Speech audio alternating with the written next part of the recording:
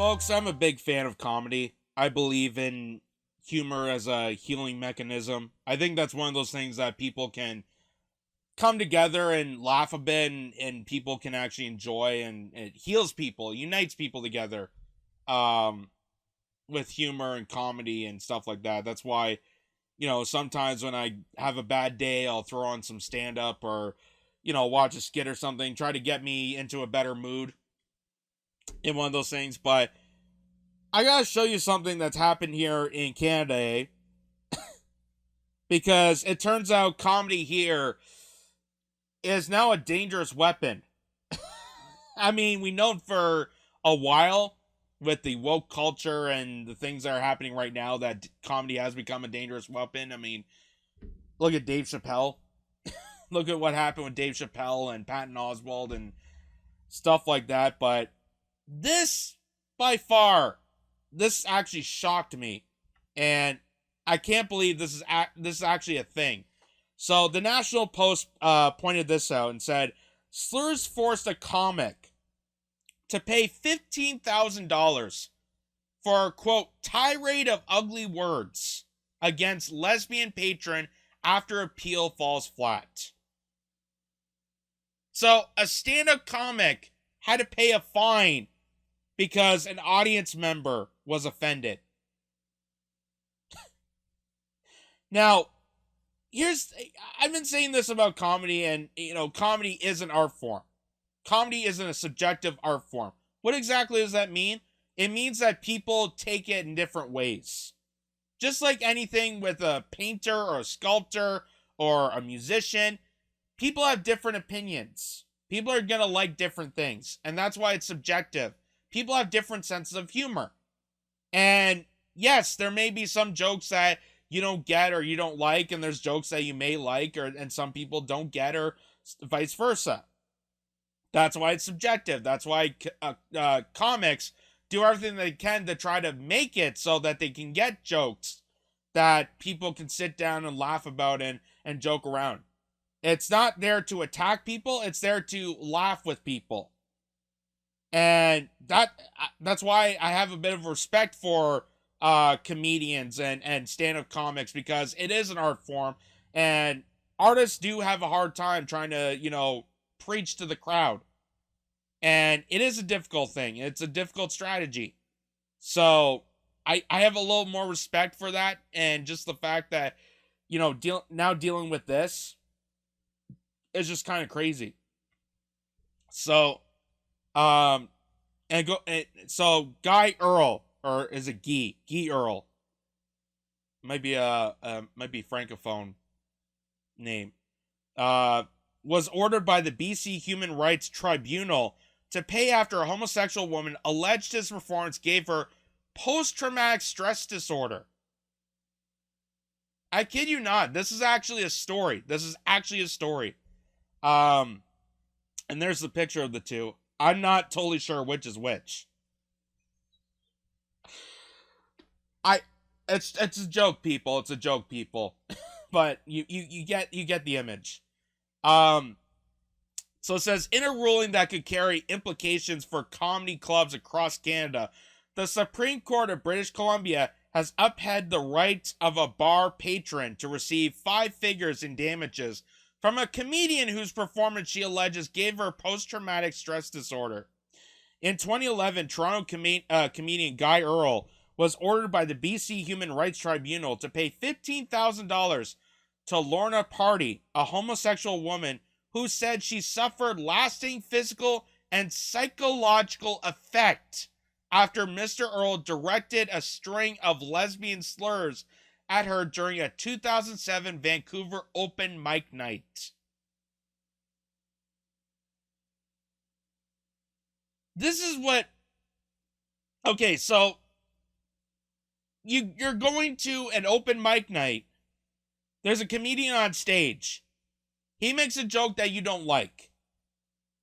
Why do you continue to sit through? Why wouldn't you just leave? Like, this is the thing that drives me insane. It's like people when they say they don't like a TV show, so they have to write a bunch of tweets about it or try to get canceled. There's other channels There's other TV shows. There's other things you can be doing instead of going against a certain particular show because one particular scene or one particular joke was offensive to you or you disagree with. Like, that's the first thing that comes to mind. That's the first thing that comes to mind. Also, you're going to a comedy club. It's open mic night. Why the... Of course there's going to be jokes. Of course there's going to be, again, that's what comedians do. And especially observational comedians. They're going to go and pick apart certain things in society. Like I said, it's an art form. It's a subjective art form. So on Wednesday, the BC court ruled against Mr. Earl's assertion that comedy clubs should remain special places devoted to the fearless pursuit of free speech, and that the tribunal's decision would have a chilling effect on performances and artists in British Columbia. Rather ruled Justice John Surgenson, while comedy clubs may swirl with offensive, irrelevant, and inappropriate language, they are not operating in zones of absolute immunity from human rights legislation. In May of 2007, Laura Party and a girlfriend were at Zesty's, a Vancouver restaurant with largely gay clientele, when an open mic night hosted by Mr. Earl kicked off. The two women decided to stay and watch the show.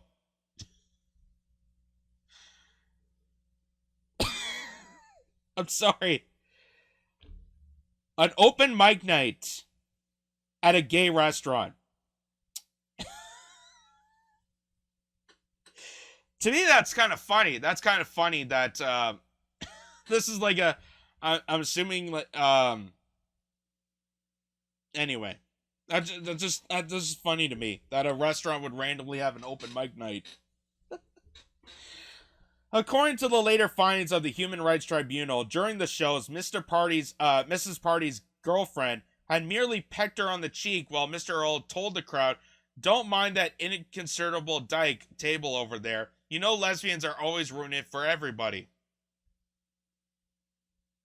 The line prompted boos from Mrs. Party's table and kicked off an escalating string of slurs and lesbian-themed quips, climaxing with a, oh god, that's a poor choice of words. Climaxing, whoa, with a pair of offstage confrontations in which Miss Party threw 2 glasses of water at the comedian and he in turn broke her sunglasses.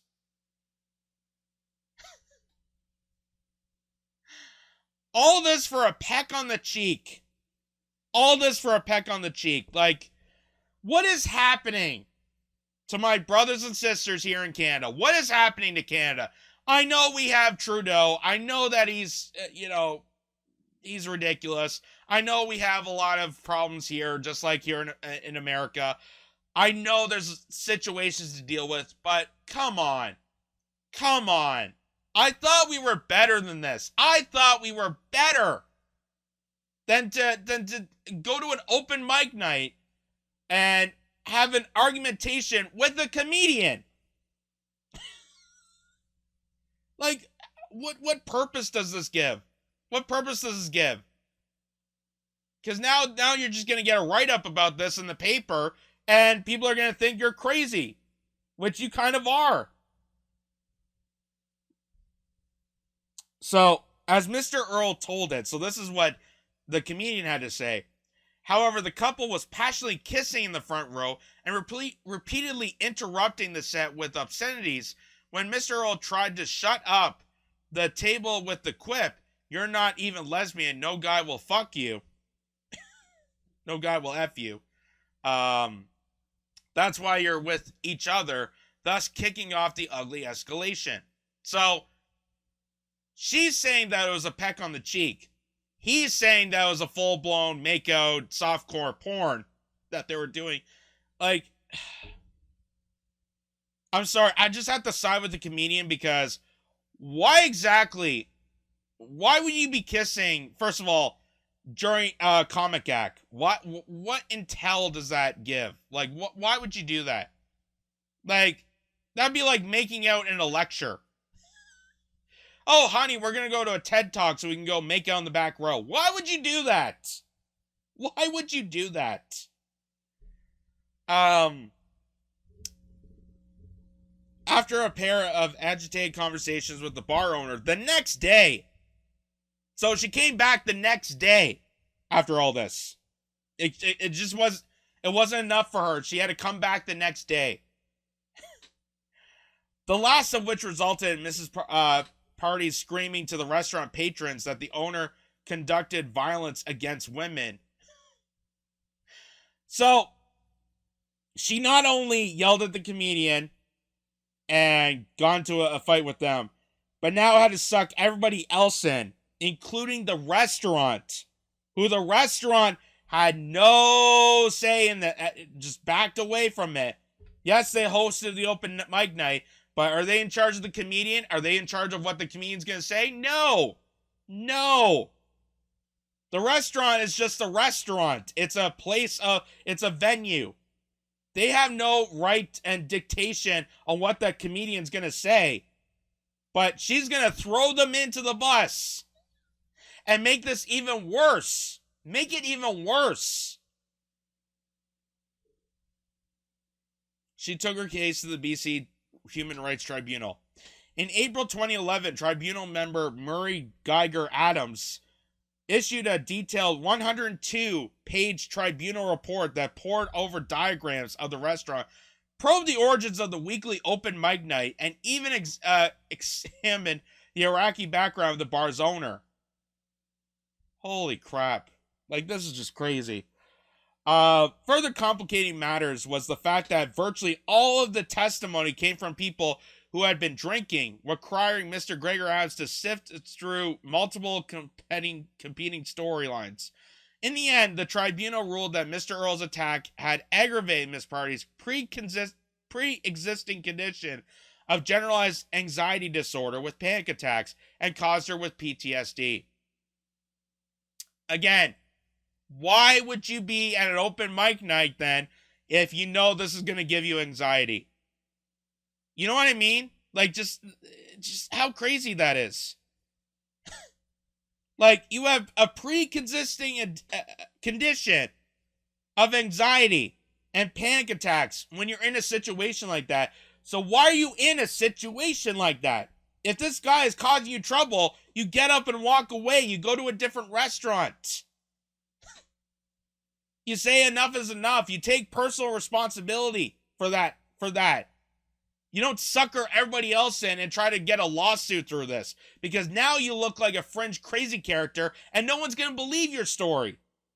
Now people are going to hate your ass because you escalated a situation against a comedian, brought down the restaurant, and scolded all the other patrons that are just trying to have a good time for allowing that to happen. Like, it's just unbelievably insane. What's happening here in Canada, ladies and gentlemen? I don't know what's happening to my brothers and sisters here. Long after the episode, for instance, Miss Party said the simple hearing Mr. Earl recount the evening in a radio interview caused her to miss work.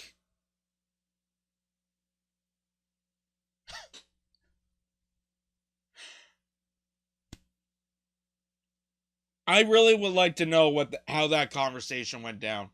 Hi, boss. Sorry, I can't come in for work for the next few days. I listened to the radio and this guy was making jokes and, yeah, I won't be able to work.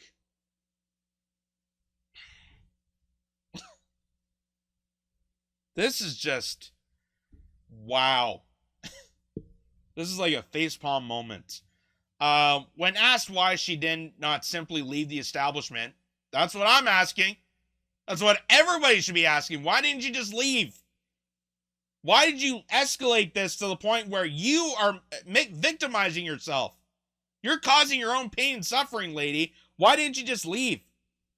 Instead of staying until the very end of the performance, she said she didn't leave because she was too shocked. And that literally she could not get up from the booth.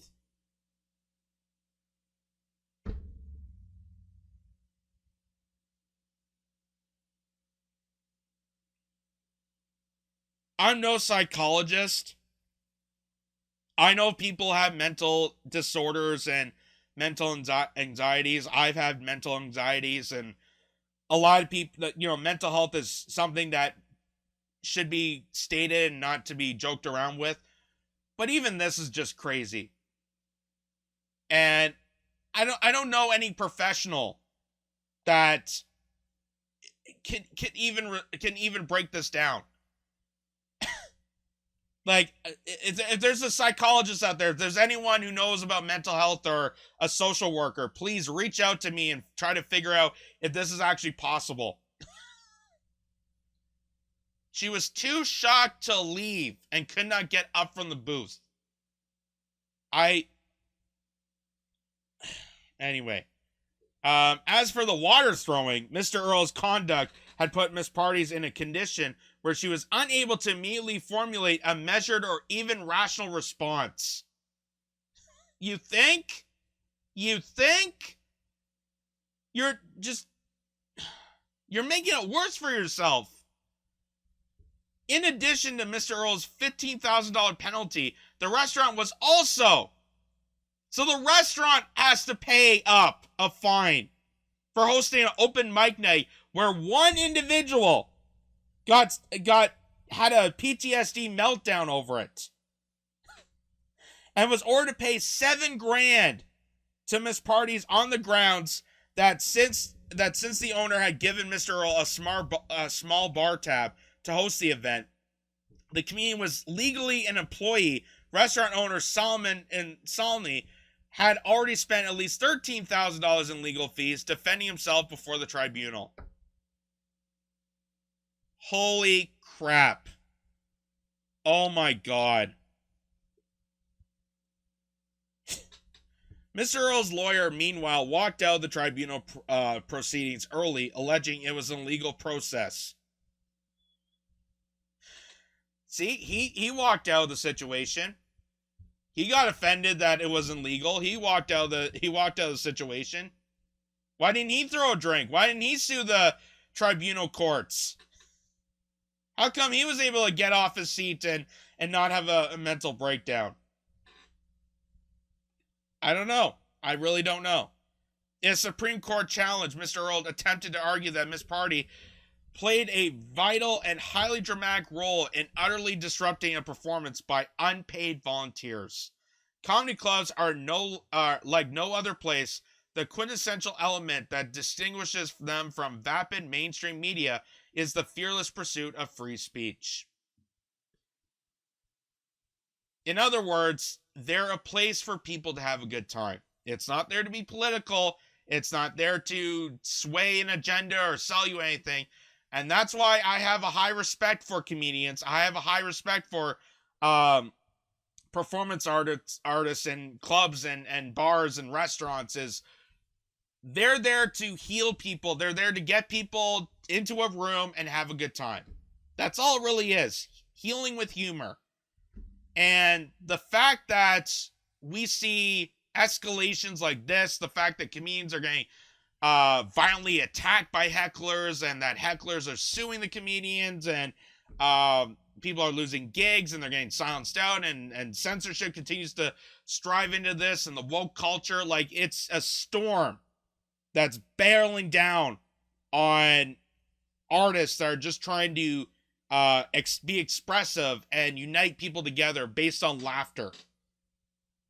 And that's what this guy was trying to do at a restaurant. He was trying to just have a good time, have a good show, and all of a sudden, something that could have been easily manageable and walked away and problem could have been solved, escalated to the point of no return, to the point where now we're suing comedians for thousands of dollars because of one simple joke that a patron found so offensive she couldn't get off her seat. She couldn't leave. And it staggers me. It staggers me that this is happening. This is actually happening. This is not a joke. This is not like some sort of hyperbole comedy skit. This actually happened in Canada. I don't know what's happening in our country. I don't know what's happening here in my homeland. I really don't know. And I don't want to know how further along this is going to go. Like, you know, Like even the comedian said, why couldn't you just get up and leave? Change the channel. You know, there's vast options for people. If you don't like what you see, you don't have to listen to it. If you don't like listening to me, like I say, people disagree with this channel all the time. You don't have to like me. You don't have to agree with me. And if you don't like and agree with me, then go to some other channel. But to silence people out, to do this kind of shit, it's absolutely garbage. And all it does is show what a conniving, manipulative person you really are. Because this woman, I get it. You have PTSD. You have anxiety disorders. A lot of people do. And that's nothing to joke about. Mental health is a serious thing. But the fact that you had to go back, you had to bring down not only the comedian, but the restaurant and every other patron that was just trying to have a good meal and a good time, shows and exposes you as a terrible person. Now you're the bully. You're the bully that's victimizing herself. And that is damaging. That is damaging for the comedian's reputation, for the restaurant's reputation, and just for yourself. Like, imagine now you're adding more PTSD. Now you're adding more stress onto yourself because you just couldn't leave. You couldn't just let this go. It boggles my mind.